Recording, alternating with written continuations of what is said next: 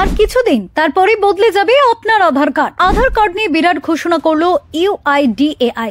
সমস্ত আধার কার্ড পরিবর্তন করে মিলবে নতুন এক আধার কার্ড। কিন্তু জানেন কি, কেন হঠাৎ আধার কার্ড পরিবর্তন করতে চাইছে সরকার? কোন কোন পরিবর্তন আসবে নতুন এই আধার কার্ডে? কেমন হবে নতুন আধার কার্ডের ডিজাইন? নতুন এই আধার কার্ড পেতে আপনাদের কি করতে হবে? দিন দিন বেড়েই চলেছে অনলাইন প্রতারণা।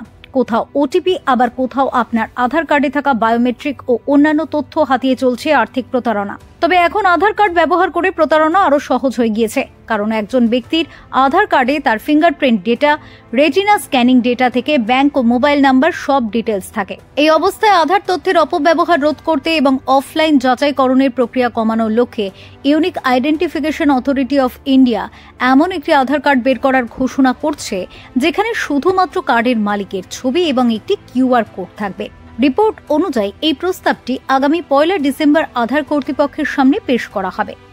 সিইও ভাউনেশ কুমার আধার সম্পর্কিত একটি নতুন অ্যাপের জন্য আয়োজিত একটি অনলাইন কনফারেন্সে জানিয়েছেন যে ডিসেম্বরের জন্য একটি নতুন নিয়ম বিবেচনা করা হচ্ছে। এই নতুন আপডেটের ফলে হোটেল, ইভেন্ট অর্গানাইজার ইত্যাদি প্রতিষ্ঠান আর অফলাইনে আপনার পরিচয়পত্র যাচাই করতে পারবে না। এছাড়া বয়স যাচাইকরণ প্রক্রিয়াকে আরও উন্নত করা হবে। আর সবচেয়ে বড় কথা, আধার কার্ডের গোপনীয়তা নিশ্চিত করা সম্ভব হবে।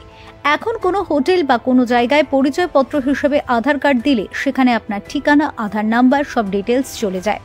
আর প্রতারণার সাথে যুক্ত ব্যক্তিরা সহজেই এই তথ্যগুলি কাজে লাগিয়ে আপনাকে সর্বশান্ত করে। নতুন আধার আসার ফলে আপনার নাম আর একটি QR কোডই শুধু দেখা যাবে।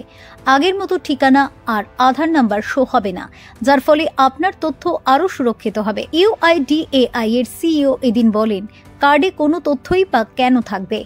এতে শুধু ছবি আর QR কোড থাকা উচিত। আমরা যদি মুদ্রিত তথ্য দিতে থাকি তাহলে মানুষ সেটির ওপরেই নির্ভর করবে। যারা এর অপব্যবহার করতে জানে তারা তা করতেই থাকবে। এছাড়া আধার আইন অনুসারে কোনো প্রকার অফলাইন যাচাইকরণের জন্য কোনো ব্যক্তির আধার নাম্বার বা বায়োমেট্রিক তথ্য সংগ্রহ, ব্যবহার বা সংরক্ষণ করা নিষিদ্ধ।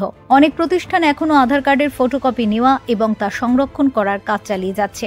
আর পরে এর সংরক্ষিত ফটোকপি থেকে আমাদের সমস্ত নথি চলে যাচ্ছে প্রতারকদের হাতে।